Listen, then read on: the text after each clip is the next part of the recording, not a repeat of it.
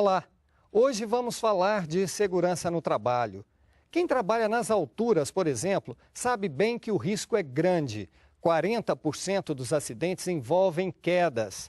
Para diminuir esse número, foi regulamentada uma norma que amplia a responsabilidade dos empregadores em todos os setores da economia.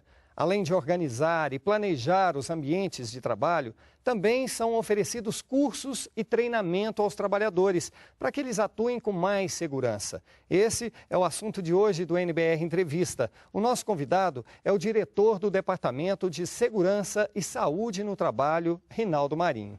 Olá, Rinaldo, muito obrigado pela presença. Eu que agradeço a oportunidade. Rinaldo, para começar, ainda são registrados muitos acidentes de trabalho no Brasil?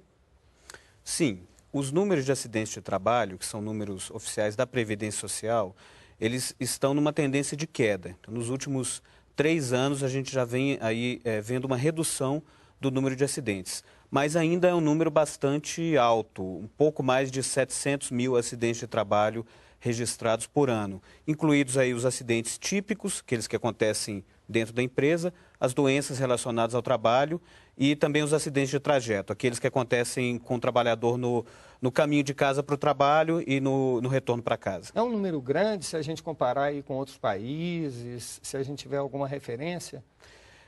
É um número grande, mas é um número que está em queda e está em queda no momento em que o índice de empregos formais ele está em alta, né? Então a gente tem mais trabalhadores expostos aos riscos de acidentes e mesmo assim a gente vem conseguindo, com as políticas públicas e também com o esforço de profissionais da área, de empregadores e de representantes de trabalhadores, vem conseguindo reduzir esse número ano a ano. Agora, o maior problema está na construção civil, Rinaldo?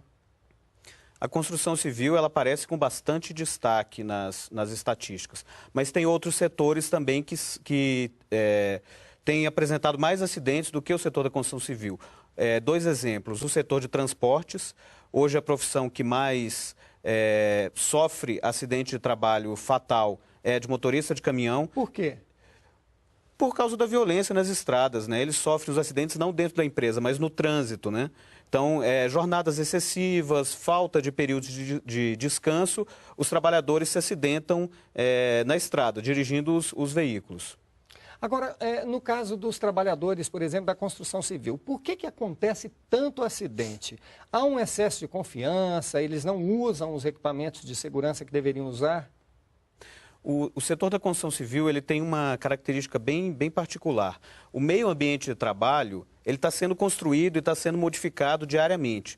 Então, numa indústria, uma medida de proteção que é efetivada, ela vai durar ali 5, 10 anos da mesma forma. Na construção civil, não. É feita a medida de proteção, né, uma medida de proteção coletiva, uma proteção contra queda, por exemplo, um guarda-corpo, e logo depois aquilo ali é modificado, porque vai ser concretada uma nova laje, a proteção vai ter que ser retirada para que seja feita a alvenaria. Então, como o ambiente de trabalho está sempre sendo modificado, os riscos estão sendo renovados. Mesmo que haja uma boa gestão de segurança do trabalho, a gente vê ali os riscos sendo, eles novamente aparecendo no ambiente de trabalho. Mas há esses casos aí de excesso de confiança, o que não usa o equipamento, e eu imagino que também deve haver casos em que o empregador não fornece o equipamento de segurança. Tem bastante. Então, é obrigação do empregador fornecer o equipamento de proteção individual e também do empregador a obrigação de exigir dos trabalhadores o uso desse equipamento. Só que o equipamento de proteção individual, ele não evita o acidente. Ele só minimiza as consequências de um possível acidente. Então, se o trabalhador está usando o capacete e cai uma pedra na cabeça dele, o acidente aconteceu. O capacete evitou que ele sofresse uma lesão, mas o acidente, mesmo assim, aconteceu. O que evitaria o acidente, nesse caso que eu citei, seria um dispositivo, uma plataforma que a gente chama de bandeja, né, a para-lixo, que evitasse essa pedra cair no trabalhador.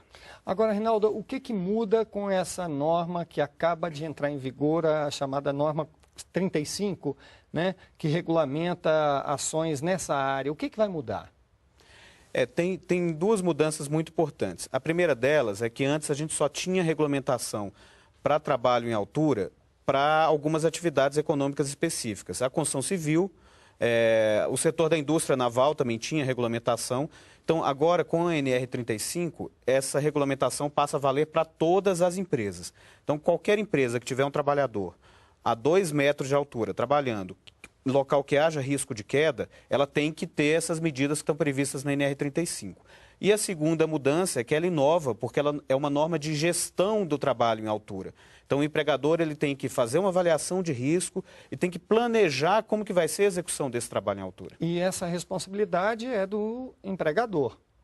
As empresas vão ter que se adaptar, vão ter que para cumprir a norma. Exatamente, exatamente. O empregador, com base nessa avaliação de risco, ele vai gerar um procedimento de trabalho para aquelas atividades em altura que são rotineiras na empresa e para aquelas que não são rotineiras, para cada uma dessas atividades, ele vai ter que emitir uma permissão de trabalho.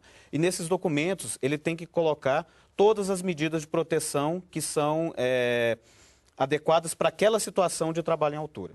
Como é que está a fiscalização hoje e se há uma tendência à ampliação dessa fiscalização agora com a norma 35? A fiscalização ela tem um planejamento que é feito com base nos números de acidentes de trabalho. Então, os setores econômicos que têm mais acidentes, eles recebem mais fiscalização. Hoje, a gente faz em torno de 135 mil ações de fiscalização de segurança e saúde no trabalho por ano em todo o Brasil. Nessas ações vão ser verificadas as situações de trabalho em altura. Então, o que já está planejado de ação fiscal vai ser incluído agora essas novas obrigações que vieram com a NR35. A gente falou dos motoristas, falou da construção civil, mas quais são os setores assim que mais preocupam? Além da construção civil, do setor de transportes, o setor de saúde tem um índice de acidentes bastante alto. Também foi feita uma norma regulamentadora específica para esse setor, para tentar reduzir esses números. A indústria metalúrgica também tem um número bastante considerável. Então, a gente está sempre planejando as nossas ações com base nesses números, de forma que a gente priorize a fiscalização nas empresas que têm uma possibilidade maior de acidentar ou adoecer os seus trabalhadores. A norma já teve algum resultado? Vocês já tiveram alguma resposta positiva em função dessa regulamentação? A norma é muito recente ainda, né? Ela foi publicada em março. E acaba de entrar em vigor. Exatamente. Agora, no último dia 27 de setembro, é que ela entrou em vigor.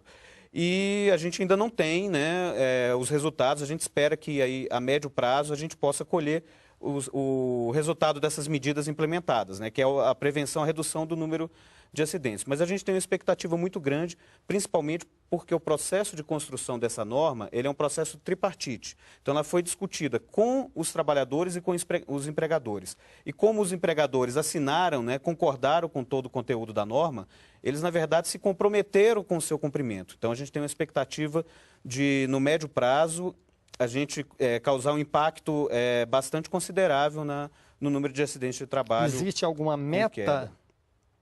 Não existe uma meta, mas a gente vai fazer o acompanhamento desses acidentes com queda, como que eles estão sendo reduzidos em razão da nova regulamentação. Você acha que as empresas vão ter que fazer modificações, vão ter que fazer adaptações ou não?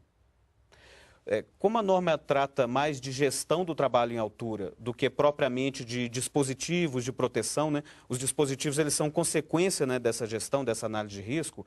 Eu acho que em determinadas situações vai ser necessária essa alteração no ambiente de trabalho. Mas na maior parte das situações, do jeito que os ambientes estão colocados, a empresa vai precisar apenas mudar procedimentos, acrescentar dispositivos de proteção, fazer a capacitação dos trabalhadores, que está previsto também na norma, e assim ela vai conseguir o cumprimento da nova norma. Pois é, falando na questão da capacitação, esses cursos de treinamento, o que eles vão oferecer na prática para o trabalhador? O trabalhador ele vai precisar ser capacitado sobre as normas de trabalho em altura, sobre os procedimentos da empresa, sobre o uso dos equipamentos e dispositivos de proteção, sobre os riscos a que ele está exposto na execução do trabalho em altura. Então, ele vai precisar conhecer tudo que está envolvido aí de risco e de proteção para o trabalho em altura. E também vai ter que ter noções básicas de resgate, porque quando acontece um acidente, em geral, no trabalho em altura, o trabalhador fica preso pelo cinto de segurança, é necessário que tenha alguém capacitado para fazer o resgate, para tirar ele daquele local e voltar ele para o solo, né, para a condição segura no solo. Ou seja, eles têm uma série de coisas a aprender antes de entrar para um canteiro de obras, por exemplo.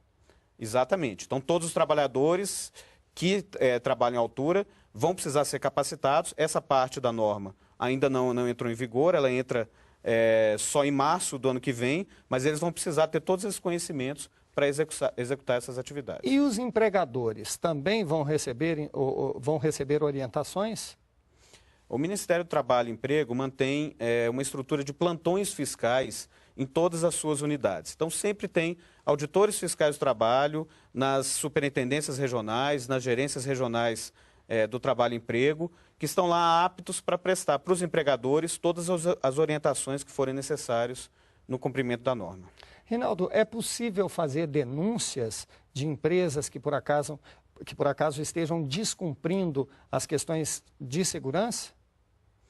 Sim, também nas unidades descentralizadas do Ministério do Trabalho e Emprego, qualquer trabalhador pode se dirigir até lá, fazer a denúncia que a empresa não está cumprindo as medidas de proteção para o trabalho em altura e ele não precisa se identificar, tá? A denúncia pode ser anônima e isso vai gerar uma fiscalização na empresa para que a gente consiga que o empregador cumpra essas medidas e o trabalhador não fique em situação de risco. Que dica que você daria para aquele trabalhador que trabalha nas alturas o dia todo? Todo dia? Olha, para aquele que está exposto a esse risco todo dia, ele tem que cumprir o procedimento de trabalho que está estabelecido pelo seu empregador e, principalmente, naquela situação em que ele sentir que é uma situação de risco, que as medidas não estão dando uma proteção integral para ele, que ele exerça o seu direito de recusa, que ele se recusa a trabalhar, é uma coisa que está estabelecida nas normas regulamentadoras. O trabalhador pode se recusar a trabalhar quando a situação de trabalho o coloca em risco grave e iminente. Então, se ele realmente não se sente seguro para aquela tarefa, que procure o seu supervisor, procure o seu superior e peça para que aquela situação seja alterada para que ele possa trabalhar com segurança. Rinaldo, muito obrigado pela entrevista e até uma próxima oportunidade. Até a próxima, eu que agradeço. Outras informações no site do Ministério do Trabalho e Emprego. Para rever essa entrevista, basta acessar o endereço que aparece agora aí na sua tela. Muito obrigado pela companhia e a gente se vê no próximo programa. Continue com a gente aqui na NBR, a TV do Governo Federal.